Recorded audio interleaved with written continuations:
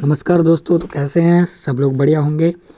तो आज हम बात करेंगे जीव विज्ञान के प्रैक्टिकल की जो फाइल बनती है उसकी बात कर रहे हैं।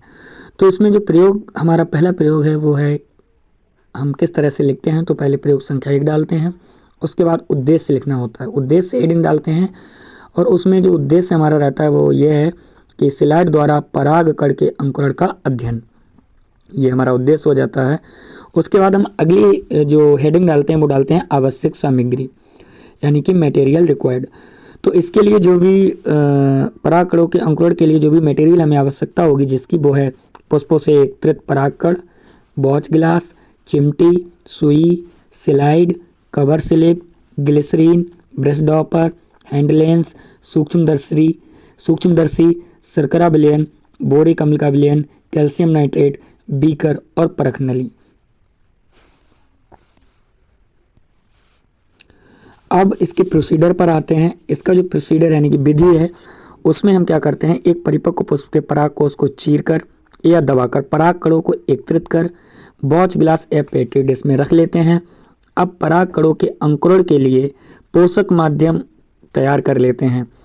फिर पोषक विलयन के लिए एक बड़ी परख नली में 100 ml आसूत जल लेकर इसमें 10 ग्राम शर्करा, 10 मिलीग्राम बोरिक अम्ल एवं 30 मिलीग्राम कैल्शियम नाइट्रेट डालकर अच्छी तरह से हिला लेते हैं। यह विलयन परागकणों के अंकुरण के लिए पोषक माध्यम का कार्य करता है। और उसके बाद एक स्वच्छ स्लाइड पर ड्रॉपर की मदद से पोषक विलयन की 1-2 बूंदें डाल देते हैं। अब ब्रश की सहायता से परागकणों को इस स्लाइड पर विस्थापित यानी कि ट्रांसफर कर देते हैं और परागकण को कवर स्लिप से ढक देते हैं। यह प्रोसेस लगभग 5 से 10 मिनट के बाद स्लाइड को सूक्ष्मदर्शी यंत्र के नीचे रखकर निम्न एवं उच्च आवर्धन में परीक्षण लेते हैं। परीक्षण में स्लाइड पर परागकण पोषक पदार्थों को अवशोषित कर अंकुरित हो जाते हैं। फिर परागकण के छिद्रों से छोटी पतली नलिकानुमा रचना निकलती है, जिसे पराग नलिका कहते हैं। इसके सिरे पर कायिक केंद्रक स्थित होता है।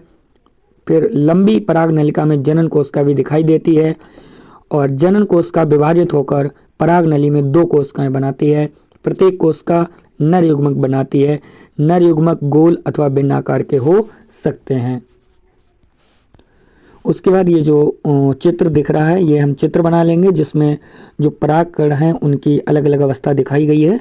ये चित्र जिस पेज पर हम फाइल को लिख रहे हैं उसके जस्ट सामने वाला पेज जो होता है, जो कि खाली पेज से होता है, उस पर लाइनिंग नहीं होती है, सादा पेज होता है, उस पर ये चित्र हम बना लेंगे। और इस प्रयोग को करते समय हमें क्या क्या सावधानी बरतनी चाहिए, जैसे परागकण के लिए ताज़ा पुष्प ही चूज करें, यानी कि जो परागकण हैं उनको हम जब एकत्रित करते हैं उसके लिए हमें ताज़े पुष्पों का चयन करना चाहिए और स्वच्छ स्लाइड का उपयोग करना चाहिए। और अगला है परागकण पोषक माध्यम में डूबे रहने चाहिए। Thank you so much. और इसी तरह से अगला प्रैक्टिकल देखने के लिए हमारी नेक्स्ट वीडियो देखें और चैनल को सब्सक्राइब जरूर कर दें। धन्यवाद।